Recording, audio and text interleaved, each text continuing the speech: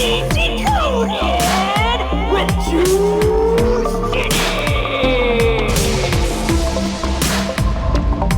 Assemble the Armada.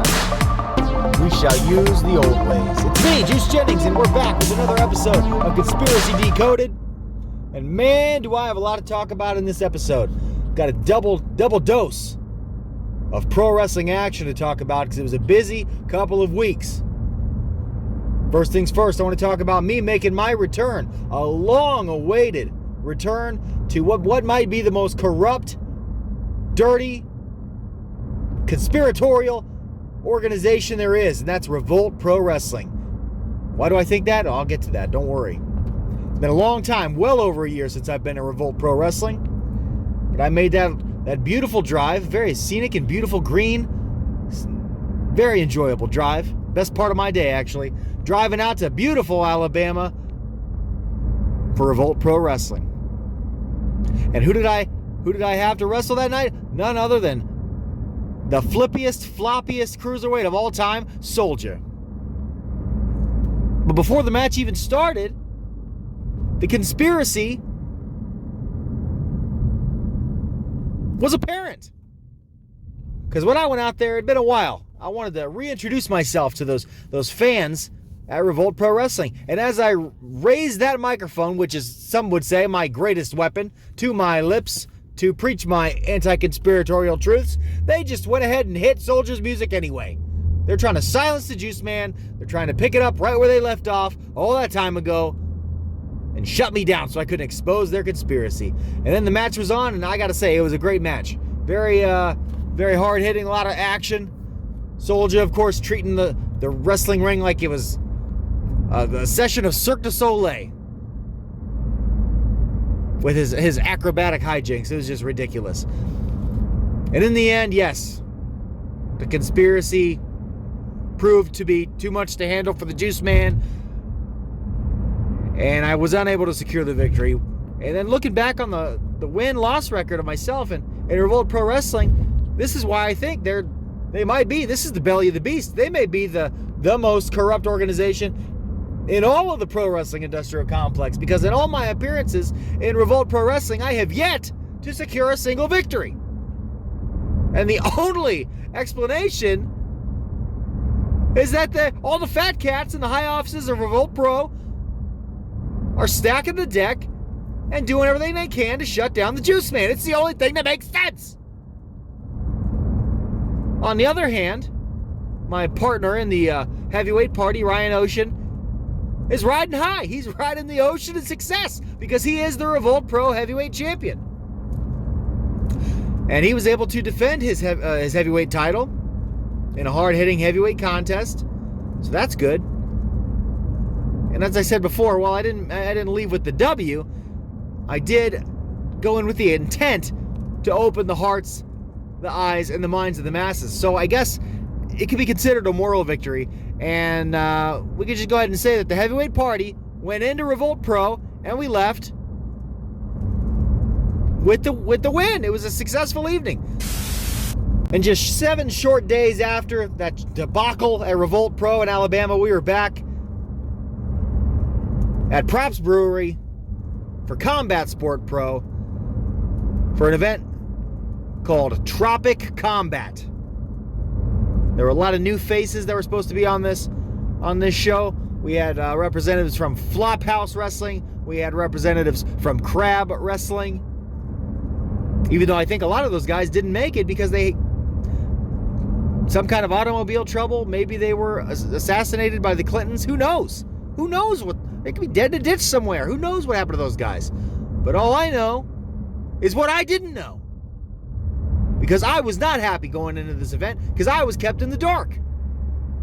I had no idea what I was going to do going into this event.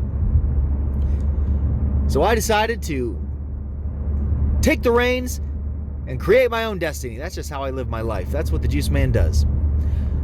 So I concocted a plan, a story.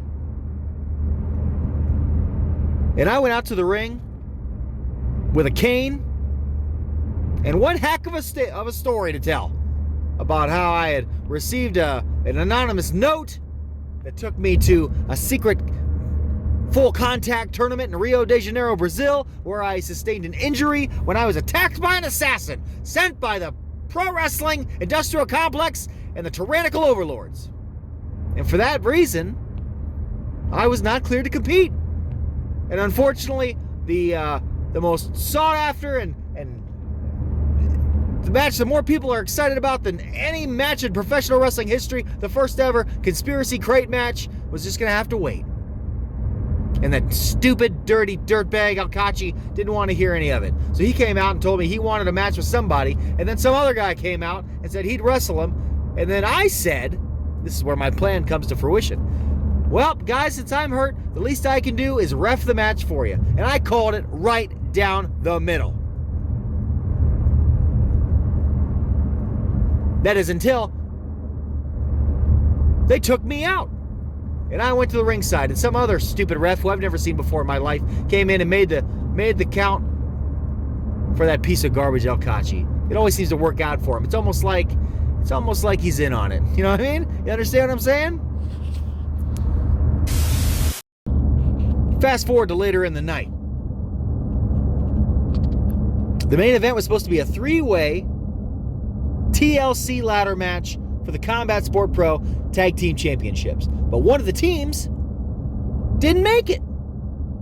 So that means there was an opening for another team. And guess who just happened to show up and put himself in the match? Cachi.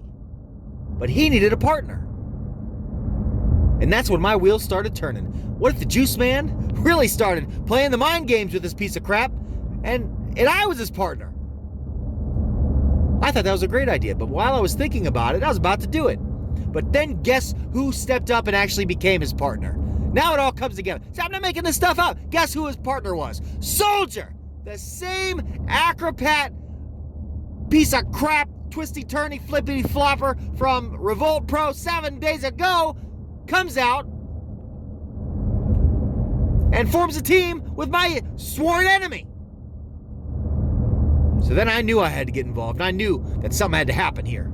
And I waited. I waited for the perfect moment. And then just when it looked like Cachi was about to grab the gold, the Juiceman swooped in.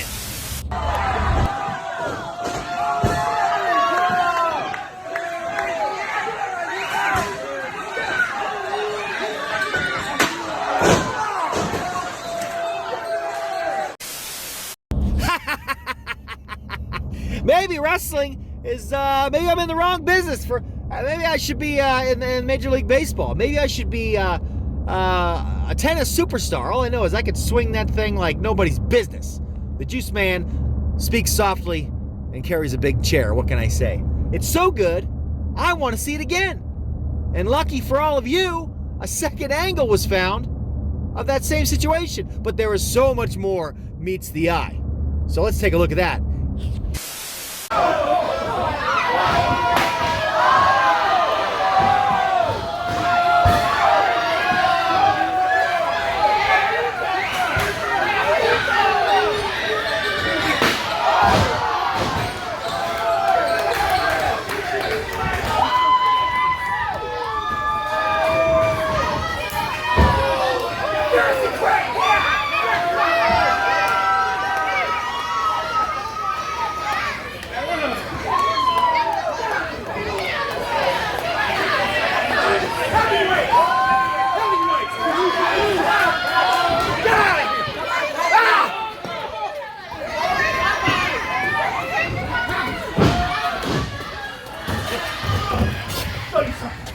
This is what you got coming.